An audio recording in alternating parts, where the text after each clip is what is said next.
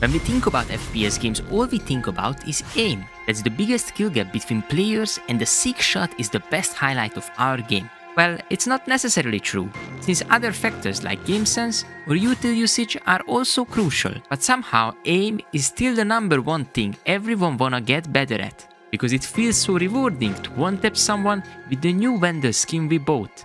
So they start practicing in range, and after trying out the different exercises, they decide to play this. It's an awful decision, and I explain why. But at the same time, I understand their thought process. They wanna be the best. So if they play the hardest exercise, they will be the best indeed, right?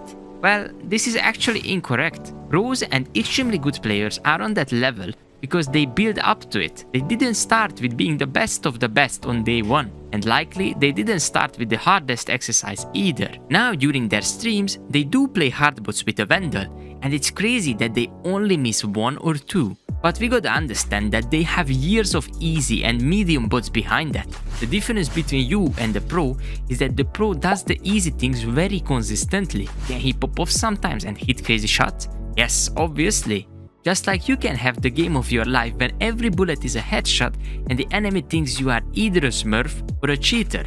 But they will hit the easy shots almost every single time, while you will miss half of those. Why? Because they are consistently better at trigger discipline. Their situational awareness is miles ahead of you, and they make the right decisions frequently in a split second. Did you realize that I didn't even talk about their aim yet? These are only a few things they are doing way better than you, and on top of that, they have crazy aim as well. So they do pop off more consistently, and they do hit crazy shots on more occasions. But how hard bots have anything to do with this? It's simple.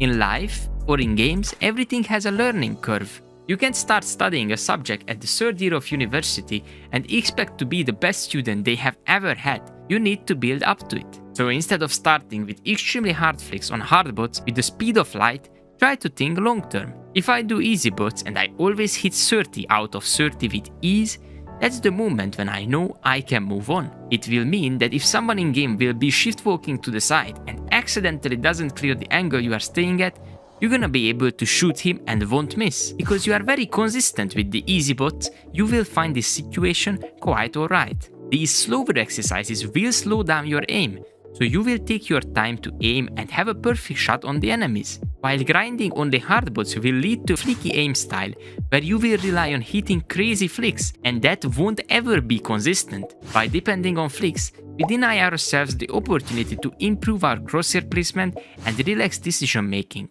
Higher you will get on the leaderboard, the more perfect players will play. A superbly positioned enemy will win more rounds than someone who runs in then tries to flick on them. Why? Because he only has to left click on your head. Since he's in the right place, the right moment, the crosshair is where it has to be. On the other hand, you have no time to think. You have to do a 130-degree flick to even have a chance at winning the fight. This will be punished more and more as players get better around you. So instead of wasting your time with hard bots, get the easy and the medium ones to perfection, because that will take you further on the long run. On top of all of this, there is one single phrase everyone says in Valorant when their site is getting attacked. They are pushing. To understand why this score is actually horrible, you should click on this video.